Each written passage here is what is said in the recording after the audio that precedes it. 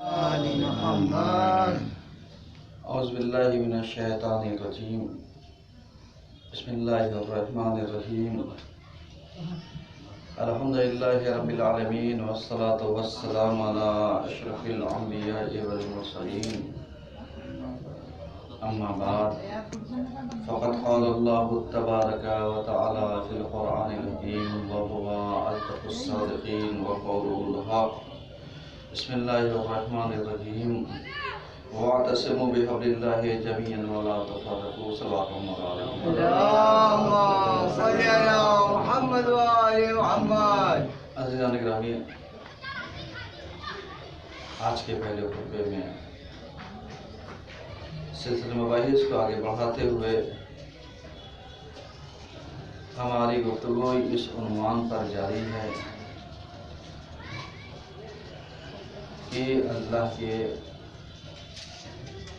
کی رسی کو مضبوطی سے پکڑ لو اور کوئی اختلاف نہ کرو. حضور والا چونکہ اس دین کا لانے والا ہمارا پیغمبر ہے، تو اب دین کے لانے والے کو اور دین کے پہنچانے والے کو اور جو میسج دینے والا ہے، پیغام پہنچانے والا ہے، اس کو ہمیں اچھے سے مطالعہ کرنا چاہیے، ہمیں دیکھنا چاہیے. جیسا کہ ہم نے بارہا اور اکثر اس بات کو دہرایا ہے کہ ہماری بدنصیبی یہی ہے کہ مسلمانوں نے اس پیغمبر کو ایک ان پڑھ کہہ دیا. ترجمہ کرنے میں بے توجہی کی اور اس کا خیال نہیں رکھا. نتیجہ یہ نکلے گا کہ جو اغیار ہیں، اگر یہ قرآن کے ترجمے کو صحیح سے دیکھیں گے تو وہ نتیجہ گیری یہی کر سکتے ہیں کہ وہ دین کا لانے والا، پہنچانے والا کہ جو خاتم المرسلین ہے،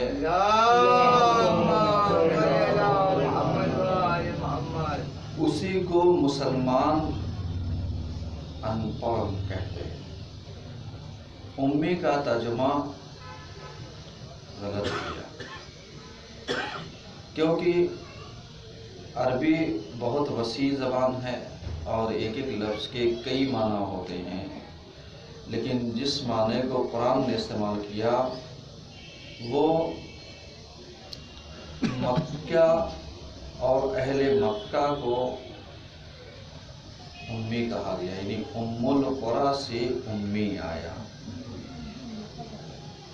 ایمانداری سے بتائیے، اگر یہ غلطی سدھاری نہ گئی اور ان چیزوں کو بیان نہ کیا گیا تو آنے والے خطرات کہ جہاں پر دشمن علیہ السلام اسلام کے چہرے کو مخدوش کرنا چاہتا ہے، بگاڑنا چاہتا ہے، خدشےدار بنانا چاہتا ہے، اب اسلام کے صاف اور شفاف چہرے کو کیسے اغیار کے سامنے پیش کیا جائے تاکہ وہ متاثر ہوں، یہ آج ایک سب سے بڑا سوالیہ نشان ہے جو رسول کی شخصیت پر نہیں، مسلمانوں کی سوچ کے اوپر کھڑا کرتا ہے. کیونکہ مسلمانوں کی سوچ اور تنگ نظری نے پیغمبر کی شخصیت کو بھی خدشےدار بنا دیا اور نتیجہ یہ رہا کہ وہ پیغمبر کی جو صاف اور شفاف کردار کا مالک، جس کی زبان اتنی پاک و پاکیزہ اور طیب و طاہر کی، جس پر یعنی پہرا لگا ہوا ہے اس چیز کا کہ ہمارا نبی کلام نہیں کرتا مگر یہ کہ جب تک وحی کا نزول نہ ہو جائے۔ بے شک حضور والا بس اسی چیز کو اگر آج مسلمان بچا جائے تو پیغمبر کی عصمت از لحاظ معصوم ہونا اور پیغمبر کی شخصیت از لحاظ کردار علیہ السلام محفوظ ہو جائے گی، کیونکہ پیغمبر کی خاصیت جیسے ہم نے بتایا تھا کہ پیغمبر چاہتا ہے تزکیہ نفس کرنا، پیغمبر چاہتا ہے لوگوں کے نفوس کی طہارت کرنا، اور وہ اس کے طور اور طریقے کو بتانا چاہتا ہے، بتلاتا ہے۔ نتیجہ کیا ہوا؟ نتیجہ یہ ہوا کہ مسلمانوں کو کم سے کم اتنا سوچنا چاہیے کہ پیغمبر آیا تھا نفوس کی طہارت کے لیے، ہم اپنے نفسوں کو پاک و پاکیزہ بنا کر کے کم سے کم جو پیغمبر ہمارا ایک طیب و طاہر کردار کا مالک ہے، اس کو کیا کیا جا سکے؟ اس کی تصدیق کی جا سکے، تاکہ اغیار دیکھیں تو وہ کہیں کہ نفوس طاہرہ کا مالک جب ایک مسلمان ایسے ہو سکتا ہے تو پھر ان کا پیغمبر کتنے نفسوں کی طہارتوں کا مالک ہو سکتا ہے، اس کے نفوس کی طہارت کتنے معیاری ہو سکتی ہے۔ آپ غور فرما رہے ہیں، لیکن افسوس یہ ہے کہ مسلمان جیسے پچھلے ہفتے ہم نے کہا تھا کہ اپنے زبان کے ذائقے کے پیچھے کیا ہے؟ بدحال ہے، کہ زبان کا ذائقہ چاہیے، ولو کردار مشکوک ہو جائے، ولو اگر آج کے زمانے میں کہہ دیا جائے سیادت مشکوک کر دی جائے کہ صاحب ایک پیغمبر کا کردار اور آل پیغمبر کا کردار مشکوک نہیں ہو سکتا۔ اب آپ جا کر کے سوچئے کہ اگر آپ کہیں نہ کہیں ایسا کر رہے ہیں تو کیا ہیں؟ سمجھ رہے ہیں؟ یعنی ایک لمحہ فکریہ ہے کہ سوال اگر کھڑا کیا جا سکتا ہے کہ بھئی ایک کردار کا مالک کیا ہو سکتا ہے، وہ بھی نفوس طاہرہ اور ذریت طاہرہ کا مالک، کہ جو ان پاک ذریات اور صلب طاہرہ سے سفر طے کرتا ہوا آج اگر وہ اپنے کو ایک سیادت کے زمرے میں لے کر کے آ رہا ہے تو اس کا کردار کتنا پاکیزہ ہونا چاہیے۔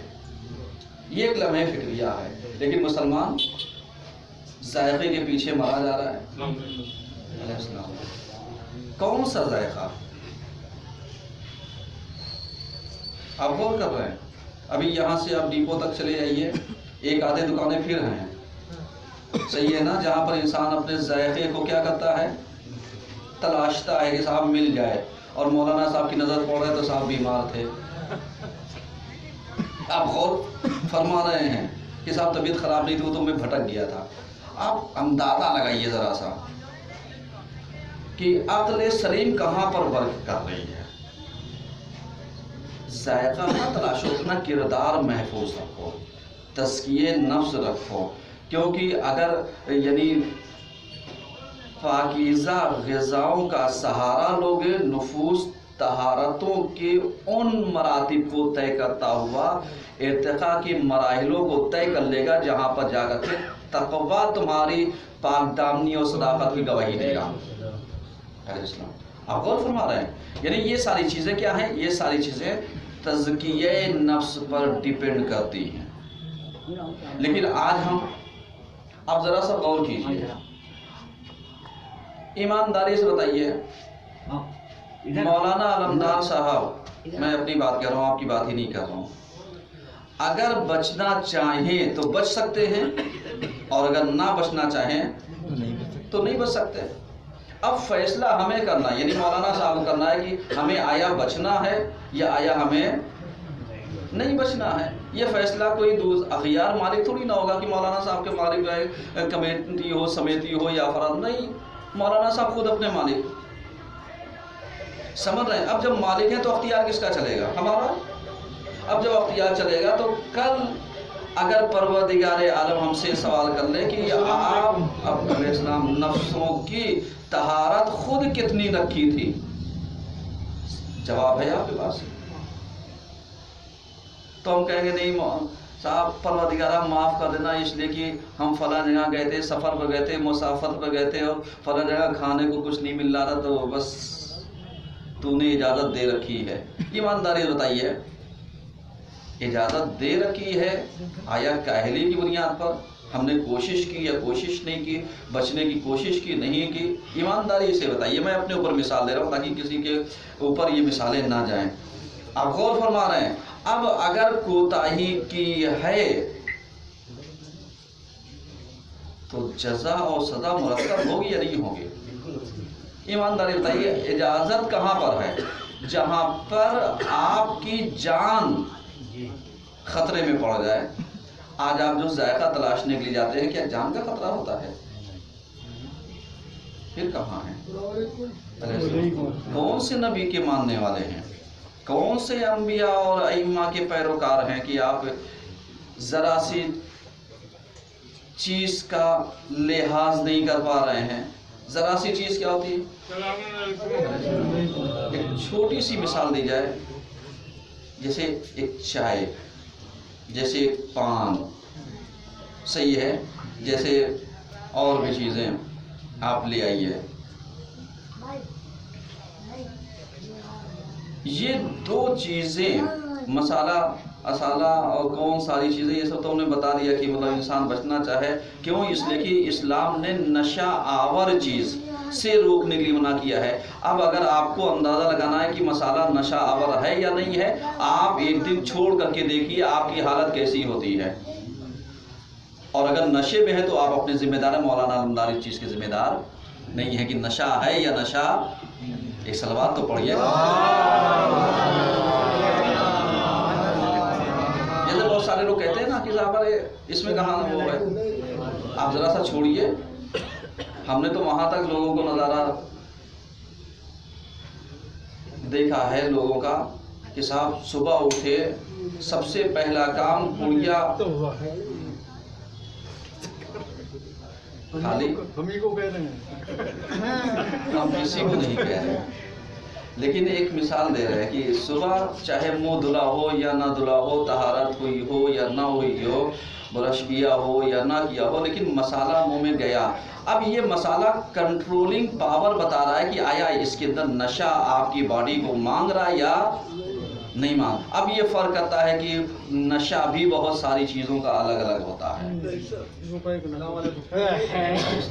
आप गौर कीजिए, ये मैं इसलिए मिसाल दे रहा हूँ कि इसका फैसला किसी को नहीं करना है, आपको करना है। यानी आपका नफ्स अगर इस चीज़ की गवाही दे रहा है कि आया ये मेरे ऊपर एक नशे की सूरत में मुरतब हो रहा है या नहीं हो रहा है, इसका फैसला आप करेंगे, कोई दूसरा नहीं करे। क्लियर किए दे रहा हूँ ताकि आप इसको मौलाना आलमदार के जुमरे में न ले आइए, क्या कि साहब इन्हीं के खाते में डाल दें कि जब होगा तो देखा जाएगा इन्होंने क्यों नहीं रोका। मैं बता रहा हूँ ताकि आप इसके इस इस्तेमाल के अख्तियार के मालिक आप हैं। अब मुसलमान तज़किये नफ्स करना चाहे, आप जानते हैं मसलन जिन चीज़ों को इस्लाम ने रोका, मतलब जैसे शराब हराम है, सही है जी, और हमारे यहाँ हिंदुस्तान में भी शराब पीना क्या है, दंडनीय अपराध है, सही है ना, है, लेकिन बेचते क्यों हैं? बस इसका मतलब ये है कि दो बातें हो गई ना कि मतलब अपराध भी है और अपराध करने की इजाज़त भी कौन दे रहा है? गवर्नमेंट, आप ही दे रहे हैं। कितने अच्छे हैं।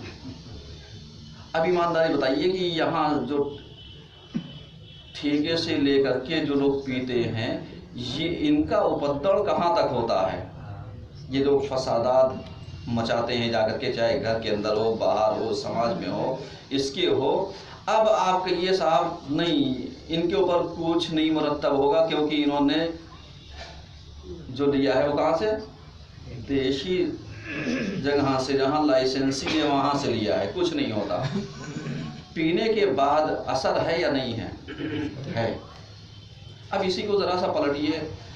इस्लाम ने अगर कहीं पर छूट दी है बिलफर्ज इलाज के लिए, صحیح ہے، جس کو ڈاکٹر اپنی تجویز کر سکتے ہیں۔ اب اسلام نے یہاں پر سزا نہیں مرتب کی، اثر ہوگا یا نہیں ہوگا؟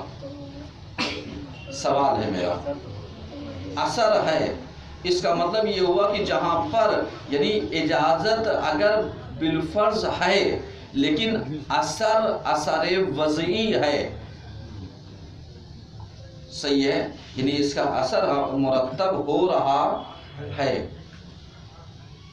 اب آپ ذرا سا فیصلہ کیجئے، آپ کسی ایسی پارٹی میں گئے ہیں جہاں پر آپ بچ بھی سکتے ہیں، نہیں بچ سکتے، مثلا جیسے آج کل ہمارے یہاں فیشن ہوتا چلا جا رہا ہے، کہاں پر شادی بیاہ میں آپ دیکھ لیجئے تو مسلمان تلاشتا ہے ویجیٹیبل کہاں پر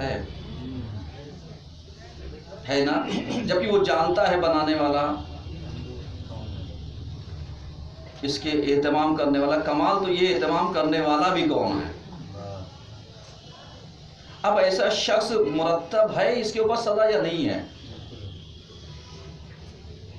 سمجھیے گا، یہ ان لوگوں کے لیے لمحہ فکریہ ہے کہ جو آپ کے مہمان آ رہے ہیں، آپ نے جن کو دعوت دی ہے، ان کا اہتمام ان کو لیے کیجیے۔ اب یہ جتنے جا رہے ہیں، آؤ ادھر سے آؤ ادھر سے، اس کا مطلب کیا ہوا؟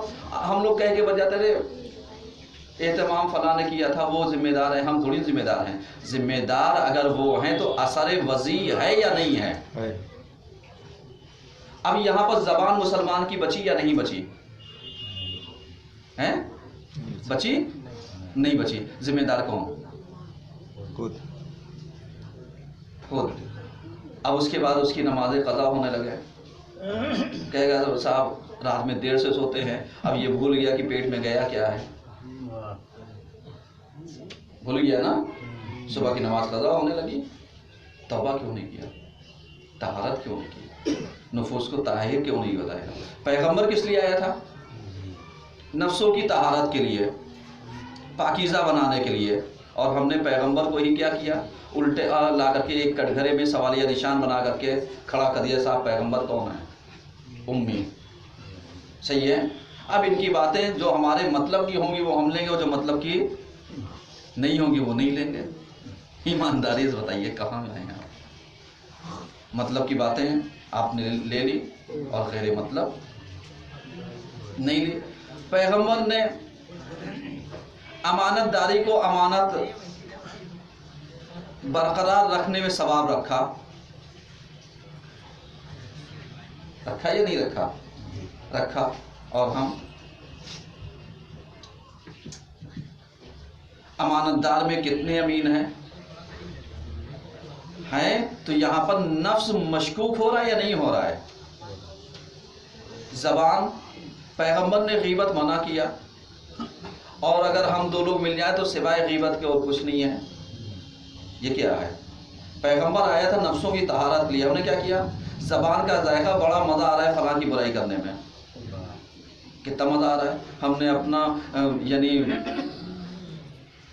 اکاؤنٹ جو تھا نیکیوں کا، اس کو ہم نے کیا کر دیا؟ ٹرانسفر کر دیا، موو کر دیا، یعنی ادھر سے کٹ کیا ادھر پیسٹ ہو گیا، ادھر کچھ نہیں بچا۔ آپ سمجھ رہے ہیں یہ کیا ہے؟ پیغمبر آیا تھا نفسوں کے طاہر کرنے کے لیے، ہم نے غیبت کر کے جتنی نیکیاں تھی، جس کی غیبت کی تھی اس کے اکاؤنٹ میں پہنچا دیا۔ کتنے اچھے ہیں۔ پیغمبر آیا تھا ہمیں صادق اور امین بنانے کے لیے، سچا، ہم نے اپنے دن کی شروعات ہی جھوٹ سے کر دی، آ کر کے بزنس کی شروعات ہی جھوٹ پہ کر دی کہ صاحب ارے آپ دیکھیے مسلمانوں ذرا سا کوئی مال بیچتے ہوں، بھائی منافع ہو نہ ہو آپ سچ بولیے، کہو اتنا منافع چاہیے، کون ایسا ہے جو نہیں چاہے گا؟ آپ کیوں کہیں اتنا میں نے خریدا؟ کیوں فالتو کا جھوٹ لے رہے ہو؟ آپ سمجھ رہے ہیں؟ آپ سیریس لے کے یہ اتنے میں دے سکتے، آپ کو لینا ہو لیجیے، نہیں لینا آپ جائیے۔ اس کا مطلب کیا ہوا؟ اس کا مطلب یہ ہے کہ آپ سچائی پہ باقی رہیے۔ پیغمبر نفوس کی طہارت کرنے کے لیے آیا تھا، اور ہم نے اپنے بزنس کو جھوٹ کا پرندہ بنا دیا۔ کوئی دیکھے یا نہ دیکھے، اللہ تو دیکھ رہا ہے۔ کیمرہ جہاں لگا ہوتا ہے وہاں بڑے الرٹ ہوتے ہیں، اللہ کی نگاہیں جو ہیں اس کا تو آپٹیکل لینس بھی آپ اندازہ نہیں لگا سکتے کتنے ہائی پاور کا ہے، کتنے میگا پکسل کا ہے، لگا سکتے ہیں؟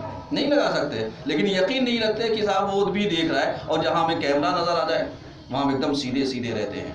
کیا مطلب؟ اس کا مطلب پیغمبر آیا تھا نفسوں کی طہارت کے لیے، ہم نے پیغمبر کے بھیجنے والے کو ہی بھلا دیا اور جھوٹ کا پلندہ لا کر کے رکھ دیا۔ اب روزی روزگار میں علیہ السلام برکت دینے والا کون ہے؟ اللہ ہے۔ یقین ہے؟ یقین کہاں؟ یقین تو یہ ہے کہ اگر میں دکان نہیں کھولوں گا تو برکت کہاں ملے گی؟ اگر میں اٹھوں گا نہیں تو برکت کہاں سے ہوگی؟ اگر میں جاؤں گا نہیں تو برکت کہاں سے ہوگی؟ اگر میں کام پہ نہیں جاؤں گا تو روزی کہاں سے ملے گی؟ سچ ہے، آپ کوشش کیجئے، لیکن کوشش کرنے کا مطلب یہ نہیں کہ واجبات ترک کر دیجئے۔ سمجھ رہے ہیں؟ کوشش کرنے کا مطلب کہ جس طریقے سے آپ اپنے کاؤنٹر سے کھانے کے لیے اٹھ سکتے ہیں، ایسے ہی آپ نماز کے لیے بھی اٹھ سکتے ہیں، لیکن نماز کے لیے نہ اٹھنا اس بات کی دلیل یہ ہے کہ کھانا اہمیت رکھتا ہے، نماز اہمیت۔ ایک سلوات پڑھیے سب مل کر۔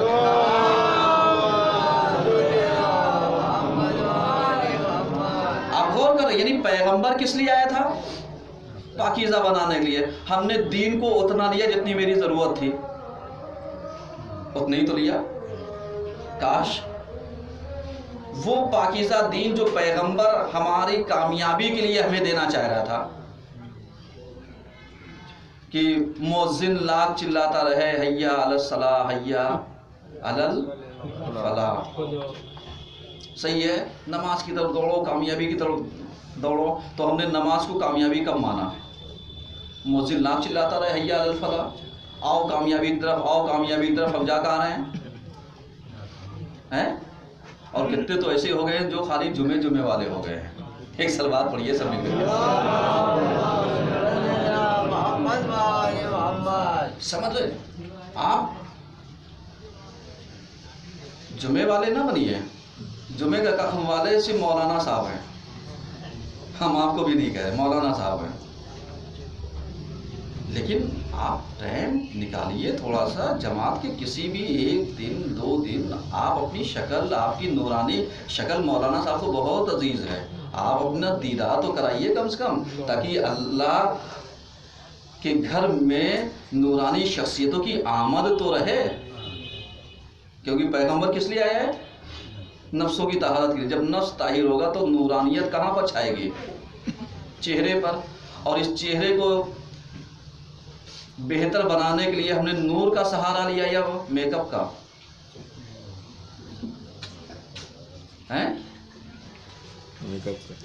ہم نے میک اپ کا سہارا لے لیا کہ صاحب ابھی دعوت پہ آنا ہو تو نہائے دھوئے بغیر نہیں جائیں گے۔ کہا کیوں؟ کہا میں کہیں تو دوسرے لوگ کہیں کتنا ملیچ آدمی آ گیا ہے، اور ہم یہی بھول جاتے ہیں جب ہم مسجد میں آتے ہیں تو صاف ستھرے ہو کر کے آئیں، یہاں پر بھی تو لوگ کہہ سکتے ہیں کتنا گندا انسان آیا ہوا ہے، تو جبکہ پاکیزہ جگہ پر اگر گندا انسان آ گیا تو وہ بھی اللہ کے گھر میں کتنا فرق کرتا ہے۔ پیغمبر کس لیے آیا؟ نفسوں کی طہارت۔ ہم نے اپنے نفس کو کہاں پر رکھا؟ ہم نے اپنے آپ کو کہاں پر رکھا؟ اب ذرا سا ذہن کی طہارت آ جائیے، ذہن نفس میں آتا ہے نہیں آتا ہے؟ اگر ہمارے ذہن میں خالی خناسی چلتا رہے، ہم ڈیلی پلاننگ کرتے رہے، آج ایسے کرنا ہے، آج ویسے کرنا ہے، یہ شیطنت آت وہ شیطن، آج ان کو دھوکا، کل ان کو دھوکا، آج ان کے ساتھ فراڈ، کل ان کے ساتھ، اس کا مطلب کیا ہوا؟ پیغمبر کس لیے آیا تھا؟ نفس کی طہارت کے لیے۔ اور ہم نے وہ دماغ کی جو اللہ نے ہمیں میموری عطا کی ہے تاکہ تم اچھائیوں کو یکجا کر لو، اسی میموری کو ہم نے شیطنت کا اڈا بنا دیا۔ اب جب اڈا بنایا ایمانداری سے شیطنت کا، تو اب ہماری روحیں اگر پرواز کریں گی تو کیسے کریں گے؟ ان کے پاس پرواز کرنے کے لیے کوئی ایسے مرکز ہے، سینٹر ہے جہاں سے یہ پرواز کریں؟ چونکہ ہم نے اپنی روح کو کیا کر دیا؟ مجروح کر دیا، روح کو کمزور کر دیا، روح کو تضعیف کر دیا، روح کو ہم نے ضعیف بنا دیا، ناتمان، کہ وہ روح کہ جو ہم کو توانائی اور طاقت دیتی تھی کہ جہاں پر ہمیں نیک کام کرنے کے بعد خوشی محسوس ہوتی تھی، آج ہم نیک کام کرنے کے بعد ایک مطلب مزمحل ہوتے ہیں، ہمیں کرنا چاہیے تھا یا نہیں کرنا چاہیے تھا، ہم خود ہی کنفیوژن میں چلے جاتے ہیں۔ مثلا ایک مثال دے رہا ہوں، شاید اپنی بات واضح ہو جائے۔ کیوں؟ اس لیے پیغمبر آیا تھا کس لیے؟ نفسوں کی طہارت کے لیے۔ مثلا آپ اپنے گھر سے نکلیے، راستے میں کوئی ایسا بیچارہ غریب مل جائے جو ضرورت مند ہو اور آپ اس کی مدد کر دیں اور آگے چلے، اور کوئی آپ کے کام میں پوچھتے یار بیکار وہ کری، وہ تو ایسے آدمی ہیں، تو اب آپ نے جو نیکیاں کی تھیں وہ آپ کا ذہن کیا کہے گا؟ کہے گا یار غلط کیا، نہیں دینا چاہیے تھا۔ اس کا مطلب کیا تھا؟ اس کا مطلب یہ تھا کہ نیکی کرنے کے بعد بھی آپ مزمحل ہیں، پریشان حال ہیں، آپ شرمندہ ہیں، نادم ہیں، جبکہ اللہ کیا کہہ رہا ہے کہ اگر نیکی کر دی تو اس کو چھوڑ دو، کوئی اجر دے یا نہ دے میں دینے والا ہوں۔ ایک سلوات پڑھیے سب۔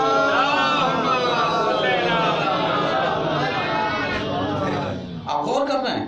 اب جب اتنا کمزور نفس اور اتنی کمزور روح ہوگی تو یہ جو فربا جسم ہے اس کے اندر طاقت کہاں سے آئے گی؟ آج ہم سوچتے ہیں اگر باڈی بلڈر ہو گئے تبھی طاقتور ہوں گے، نہیں، اگر کمزور بھی ہیں اور روح مضبوط ہے پھر بھی طاقتور ہیں، اور اگر باڈی بلڈر ہیں اور روح کمزور ہے پھر آپ طاقتور نہیں ہیں۔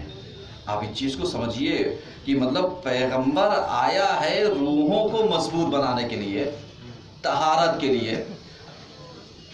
وَيُزَكِّيهِمْ وَيُعَلِّمُهُمُ الْكِتَابَ وَالْحِكْمَةَ۔ پیغمبر آیا کتاب اور حکمت کی تعلیم دینے کے لیے۔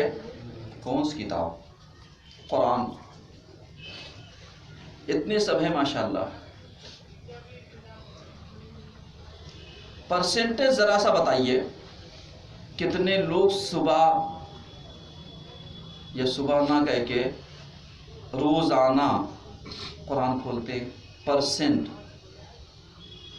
ہے اتنے میں؟ یہ لے کے وہاں تھا کیوں؟ پیغمبر آیا ہے وَيُعَلِّمُهُمُ الْكِتَابَ وَالْحِكْمَةَ، اور یہی ماں باپ جو کتاب یعنی جو کتاب خدا ہے اسے کھلوا نہیں پاتے، لیکن بچے کو مار مار کر کے ہوم ورک ضرور کراتے ہیں اسکول کا۔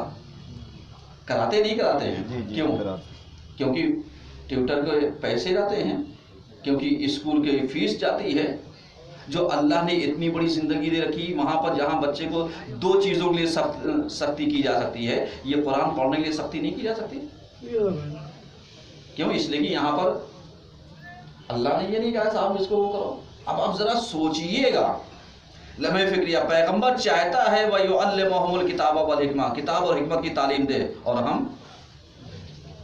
ہم خود ہی نہیں پڑھتے، بچہ کیا پڑھے گا؟ اور ٹیوٹر اگر ہم نے لگایا ہے تو دنیاوی کتابوں کے لیے، دینی کتابوں کے لیے مکتب میں بھیجنے کے بعد وقت نہیں ہے، اور مکتب کے پڑھانے کے لیے مولانا صاحب کے پاس وقت نہیں ہے۔ صحیح ہے نا؟ تو اب الزام بھی مولانی صاحب پہ آئے گا کہ صاحب ہم نے ان سے کہا میرے گھر میں ٹیوشن پڑھا دیے، اتفاق سے مولانا علمدار ٹیوشن پڑھاتے ہی نہیں ہیں۔ سمجھ رہے ہیں؟ کیوں؟ اس لیے کہ مولانا علمدار کو ایک ٹیوٹر نہیں بننا ہے کہ جب آپ کے گھر پہنچے تو معلوم دیا ارے بچے کے سر میں درد ہو رہا ہے مولانا صاحب آج نہیں کر پڑھائیے گا، اور اس کے بعد اگلے دن مولانا صاحب نہیں آیا، آپ آئے نہیں، اس کا مطلب کیا ہوا؟ آپ نے 200-400 روپے میں مولانا علمدار کو خرید لیا، تو ضمیر بیچنے والے تو ہم نہیں ہو سکتے۔ آپ کو پڑھانا ہے، دروازہ کھلا ہے، کہاں کا؟ مکتب کا، مدرسہ کا، کلاسز کا، یا اس کے علاوہ ایک دروازہ ہم نے اور بھی اوپن کر رکھا تھا کہ آپ 10 لوگوں کا ایک بیچ بنائیے، گروپ بنائیے، جو پڑھنا چاہیے ہم پڑھائیں گے۔ آپ نے بنایا نہیں، مولانا نے پڑھایا نہیں۔ سمجھ رہے ہیں؟ اس کا مطلب کیا ہوا؟ اس کا مطلب یہ ہوا کہ کمزوری کہاں پر ہے؟ کمزوری یہاں پر ہے کہ ہم نے کتاب، وہ پیغمبر جو نفسوں کی طہارت کے لیے آیا تھا، ہم نے اس کو کیا کر دیا؟ ہم نے اس کے اوپر توجہ ہی نہیں کی۔ توجہ کی ہوتی تو ہم نے قرآن بھی پڑھایا ہوتا، ہم نے دینیات بھی پڑھائی ہوتی، ہم نے اردو بھی پڑھایا ہوتا، ہم نے سب کچھ سکھایا ہوتا۔ کاش بس اتنا یاد رکھ لینا کہ اگر بخشش کے لیے تمہاری یہ بیٹے اور بیٹیوں کی ڈگریاں اگر قبر میں آپ کے ساتھ رکھوا دے اور بخشش ہو جائے تو بتائیے. لیکن اگر آپ نے اپنے بچے کو قرآن کی تعلیم دی اور یہ پڑھ کر کے صرف پڑھتا رہے اس نیت سے اس کا ثواب میرے مرحومین تک پہنچتا رہے تو آپ ایمانداری بتائیے بخشش ہوگی یا نہیں ہوگی؟ فیصلہ آپ کیجئے کہ آپ نے کوشش کس کے لیے کی. ساری کوششیں دنیا کے لیے، آخرت کے لیے کیا کیا؟ ایک قرآن جیسی عظیم تعلیم بھی تو اپنی اولاد کو نہیں دے پائے کہ جو آپ کو پڑھ کر کے بخشتی رہتی تاکہ کم سے کم ثواب جاریہ ہوتا رہتا، یا وہ قرآن کی جو آپ نے رکھوایا ہوتا اس سے پڑھا جاتا تو وہ ثواب جاریہ میں کام آتا، یا وہ چیزیں جو آپ نے دینی معاملات میں کسی بچے کی تعلیم تربیت کے لیے کتابوں کا، فیس کا، یا اس کے ڈریس کا، یا اور بھی چیزوں میں اگر سہارا دیا ہوتا تو یہ بخشش کا سامان ہوتا. لیکن ہم نے ان چیزوں کو ایک کن چیز کا تصور کر لیا صاحب، یہی کہ یہ گھاٹے کا سودا ہے، جبکہ حقیقت یہ ہے کہ گھاٹے کا سودا نہیں، یہی اصلی سودا ہے کہ جو ہمیں کل ملنے والا ہے. بقیہ جو یہاں کمایا یہ ملے نہ ملے اس کی گارنٹی نہیں ہے. ایک سلوات پڑھیے سب ملے گا. بسم اللہ الرحمن الرحیم.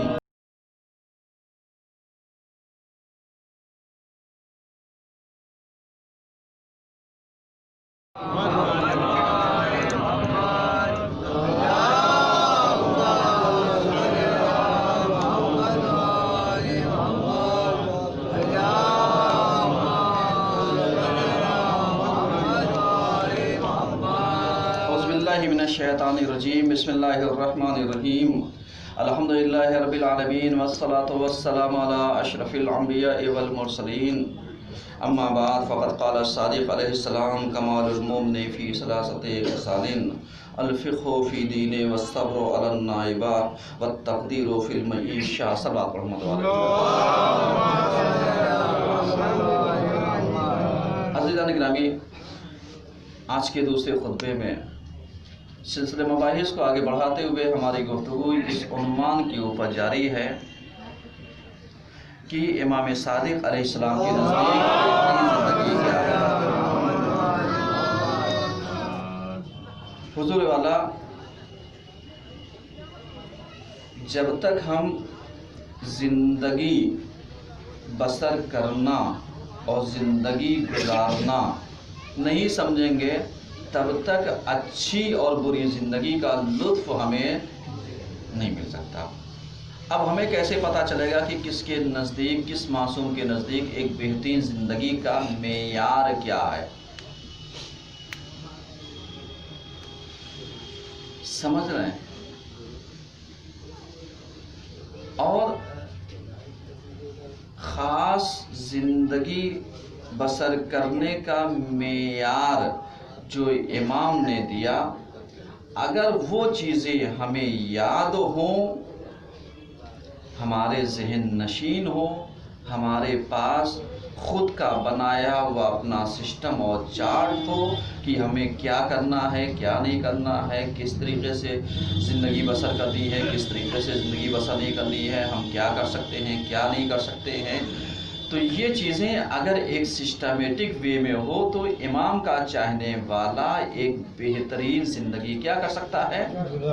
بسر کر سکتا ہے. جیسے ہم نے مثال دی، اور مثال بار بار اس لیے دے رہا ہوں تاکہ ٹوکا ہر ہفتے ملتا رہے کہ آپ کی لائف کتنے سسٹمیٹک وے میں گزر رہی ہے.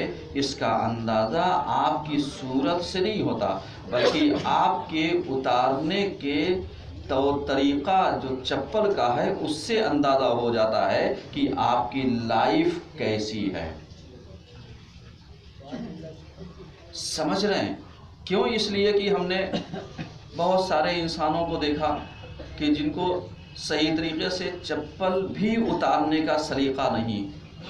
ان کے گھر کو جا کر کے دیکھ لیجئے کہ جیسے انہیں یہ خیال نہیں کہ ہمیں اسے مرتب رکھنا ہے یا تمیز رکھنا ہے یا صاف رکھنا ہے یا کیا کرنا ہے کیا نہیں کرنا ہے. اسی طریقے سے جا کر کے دیکھو کہ یہ اپنی خود پرسنل لائف میں بھی کتنے غیر ذمہ دار ہیں. اس کا آپ اندازہ نہیں لگا سکتے. امام نے کہا اور اس کے بعد ہم نے اسی طریقے کو امام کے حوالے سے اس نظریے سے لیا کہ صاحب عظمت خالی بتانے کی کوشش کی کہ صاحب جو فرش اعضاء پر آئے گا اس کی عظمت کیا ہے کہ امام جوتیاں سیدھی کرتے ہیں. ہم نے اس نظریے کو لیا، جبکہ پلٹ کر کے یہ دیکھتے کہ امام ہمیں سلیقہ سکھانا چاہتے ہیں کہ اگر غیر مرتب ہو کر کے آئے ہو تو کم سے کم مرتب ہو کر کے جانا. آپ غور کر رہے ہیں؟ یعنی اگر تمہاری زندگی میں الجھاؤ ہے تو کم سے کم یہاں پر یہ ساری چیزیں لے کر کے جانا. ایمانداری بتائیے، ادا خانہ ہماری نظر میں کیا ہوتا ہے؟ ایک درسگاہ ہے، کوئی شک ہے؟ نہیں.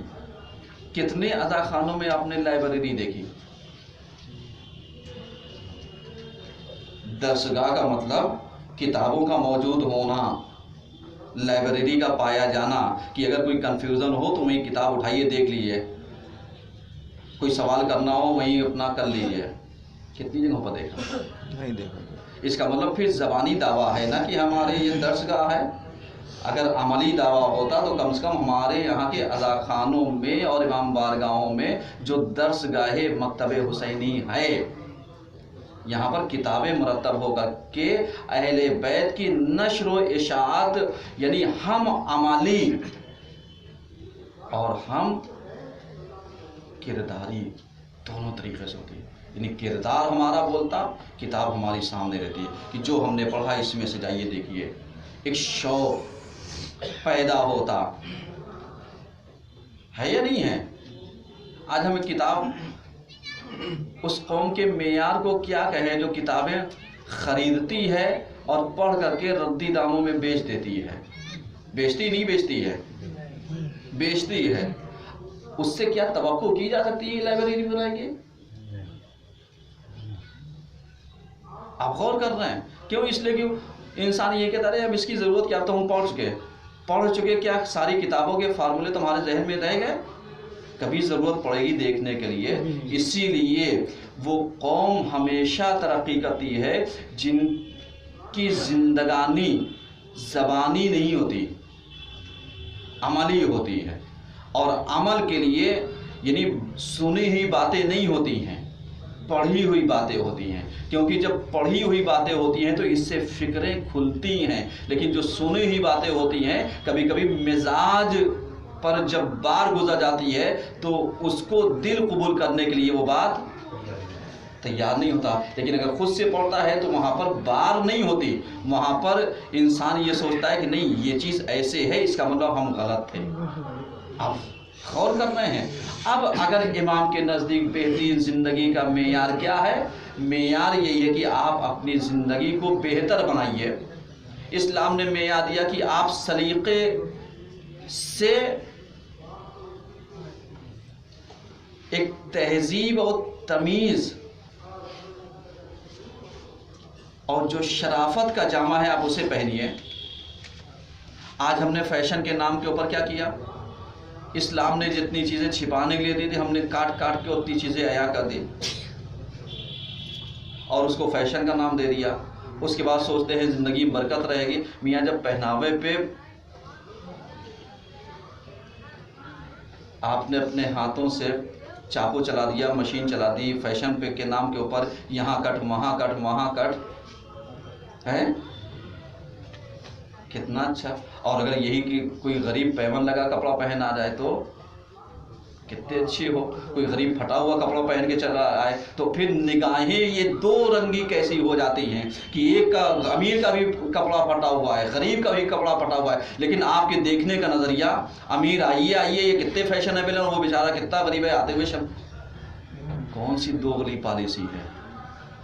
ایسے انسان سے توقع رکھ سکتے ہیں کہ یہ امام صادق علیہ السلام کی بہترین زندگی کا نمونہ رہے گا؟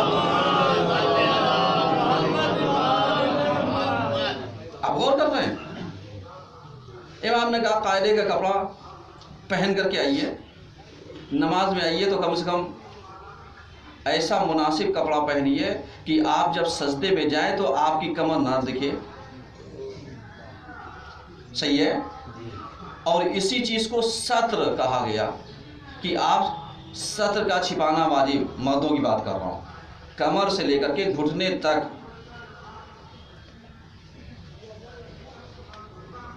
अब जरा सा आप अंदाज़ा लगाइए वो अफराद कि जो फैशनेबल कपड़े पहन करके आते हैं, जब वो रुकू में जाए या सजदे में जाए तो उनके अंदाज़ा लगाइए कि सत्र कहाँ पर है उनकी। मियाँ अपनी भी नमाज ख़राब करते हो, दूसरों की नमाज ख़राब कराते हो। एक सवाल तो पढ़िए समझ।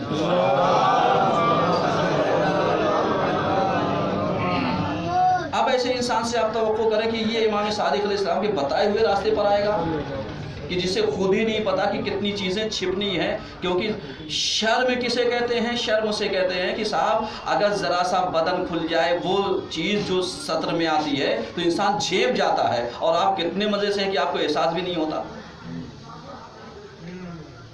आप गौर कर रहे हैं? जबकि यानी हमारे अइम्मा की ताकीद रही है कि आप नमाज में जब आइए तो ऐसे कपड़े ऐसे लिबास में जो आरामदेह हो, ताकि आपको उठने में, बैठने में, रुकू में, सजदे में तकलीफ़ का एहसास ना हो। और आज इसी कपड़े को हमने पहनने के लिए कहाँ पर इस्तेमाल किया? जब सोते हैं साहब, इसलिए कि सोने वाला कपड़ा कहीं और चला गया और जो आरामदेह कपड़ा था वो कहीं और पहुँच गया। ये चीज़ें कैसे नौजवानों के जहनों तक आएगी?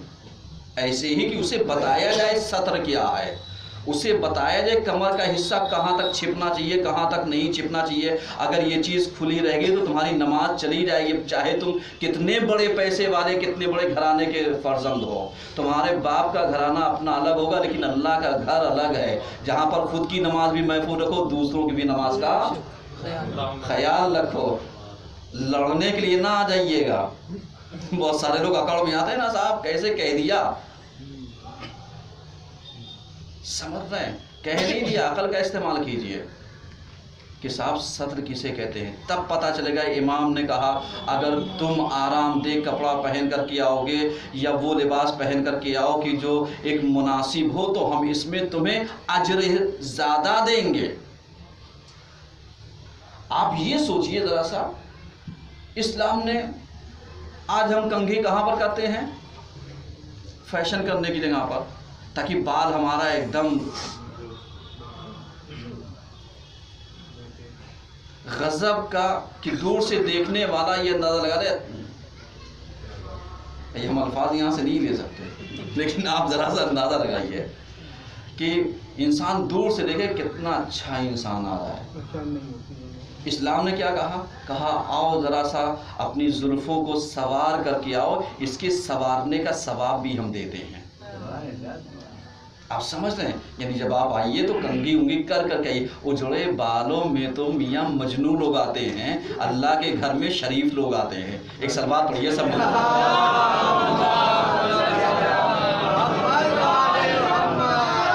सब बालों में कंघी उंगी करके आइए, इससे आंखों की रोशनी भी तेज होती जाएगी और सवाब अलग मिलता रहेगा। समझ रहे? इसीलिए इस्लाम ने कहा नाखून उखून काट वाट के आइए हैं। इसीलिए जुमे का दिन, जुमेरात का दिन अल्लाह ने क्या रखा? कहा अच्छे से काट के आओ ताकि सवाब देंगे, बीमार नहीं होगे। अगर उल्टे सीधे दिन काट लिया तो बीमार भी पड़ सकते हो इस दिन, इसलिए ताकि तुम सैयदुल अय्याम में आओ, उससे पहले फजीलत वाले में आओ, ताकि तुम्हें पता रहे कि इस्लाम सफाई को कितना पसंद करता है। और मुसलमानों को जाकर के देख लीजिए, जितना गंदा, चाहे चाय का होटल हो, सबकी बात नहीं कह रहा हूँ, चाहे खाने की जगह हो, देख लीजिए एक मुसलमान के यहाँ देख लिए और एक गैर मुस्लिम के यहाँ देख लिए, सफाई किसके यहाँ पाई जा रही है, जबकि इस्लाम ने सफाई का हुक्म किसे दिया है? आप गौर कर रहे हैं? ये चीज़ें लम्हे फिक्रिया है, तब पता चलेगा कि इमाम सादिक के नज़दीक बेहतरीन ज़िंदगी का मेयार क्या है। एक सलवात पढ़िए सब मिलकर। औज़ुबिल्लाहि बिस्मिल्लाहिर्रहमानिर्रहीम। इन्नल्लाह व मलाइकतहु युसल्लूना अलन नबी या अय्युहल्लज़ीना आमनु सल्लु अलैहि व सल्लिमू तस्लीमा। अल्लाहुम्मा सल्लि अला सय्यिदिना मुहम्मदिन सल्लल्लाहु अलैहि व सल्लम व अला अमीरिल मुमिनीन अली इब्न अबी तालिब व अला फातिमा मुहम्मद व अला हुसैन व हुसैन शहीद करबला व अली हुसैन मुहम्मद नबी व अला मुहम्मद हुसैन व अली हुसैन व मुहम्मद व हुसैन अलैहि सल्लल्लाहु अलैहि वसल्लम। अल्लाहुम्मा सल्लि अला मौलाना साहिबि ज़मान व आसार अल